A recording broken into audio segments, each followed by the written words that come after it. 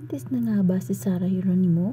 Ito ngayon ang tanong ng marami dahil lately ay hindi raw tumatanggap ng mga shows sa out of town ang misis ni Matthew Guidicelli. Sa latest vlog ni Ogie Diaz kasama sina Mami Loy at Josa Poco ay isa ito sa kanilang pinag-usapan. Ito raw si Sarah Geronimo kaya hindi pansamantala na tumanggap ng mga out of town shows ay dahil buntis na.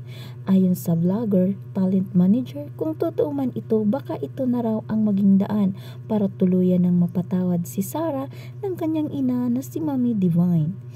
Wow, kung totoo man ito, aba nako, I'm sure ito na yung sinasabi ng mga matatanda na mas mahal ang tubo kaysa puhunan. Baka ito na nga ang dahilan para lumambot na ang puso ni Mami Divine dahil makikita na niya ang kanyang apo kina Sarah Geronimo at Matthew Guidicelli.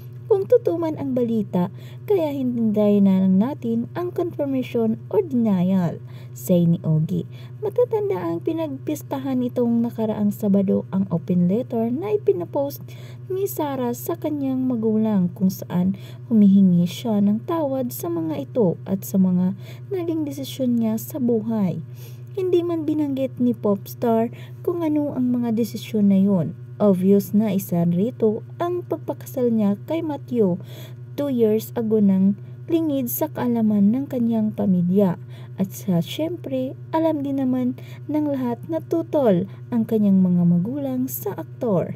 Posible na kaya pinali ay nagkaroon na ng lakas ng loob si Sarah para makipag-ayos sa kanyang pamilya ay dahil nagdadalang tao na siya sa first baby nila ni Matthew.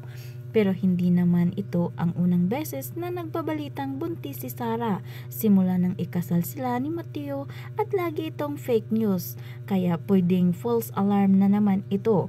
But if ever nga totoo, napakagandang balita nito at marami ang matutuwa lalo na ang kanyang mga fans.